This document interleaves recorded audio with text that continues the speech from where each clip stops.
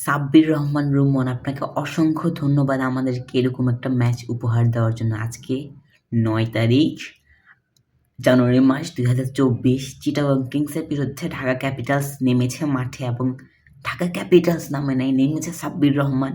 সাব্বির রহমান আজকে যে ম্যাচটা খেলেছে, আমাদেরকে আজকে যে উপহার দিয়েছে, এটা আমরা চিরদিন মনে রাখবো। যদি আমরা ঢাকা ক্যাপিটালসের খেলা দেখে থাকি, তো একটাই কারণ, আমরা সাব্বিরের খেলা দেখার জন্য আমরা ঢাকা ক্যাপিটালসকে সাপোর্ট করেছি এবং ঢাকা ক্যাপিটালস আজকে যখন Jason Roy, Steve, সিসারা Perera, Shahadat Hossain Dipu যখন একের পর এক সবাই ফিরে যাচ্ছে, তখন আপনি দেখিয়ে দিয়েছেন সাব্বির রহমান, আপনি যে হার্ড হিটার, আপনি যে বাংলাদেশের একমাত্র হার্ড হিটার।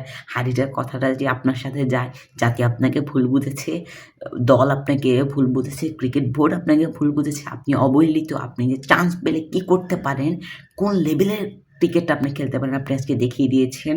৯-৬, ৩-৪, ১৪৮ স্ট্রাইক রেট, ৩৩ বলে ৮২ রান। আর একটু বল যদি বাকি থাকতো, সাব্বিরের ওই ১২২ রানের যে ইনিংসটা আমরা অতীতে দেখে আসছি বিপিএলে, সেই ইনিংসটাকে আজকে সাব্বির ব্রোকেন করে দিত। যদি বল থাকতো, সাব্বির আজকে দেখিয়ে দিয়েছে। সাব্বির আমাদের আজকে মনের আশা পূর্ণ করেছে। আমরা সাব্বিরকে বাহুবাজি, এগিয়ে যাও, জাতির জন্য, আমাদের জন্য, দেশের জন্য কাজ করার জন্য।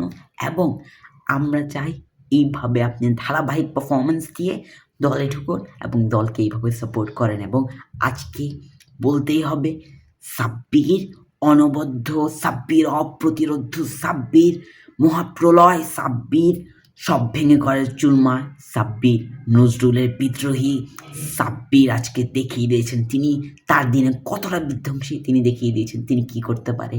সাব্বির, অসংখ্য ধন্যবাদ আপনাকে এরকম একটা ম্যাচ আমাদের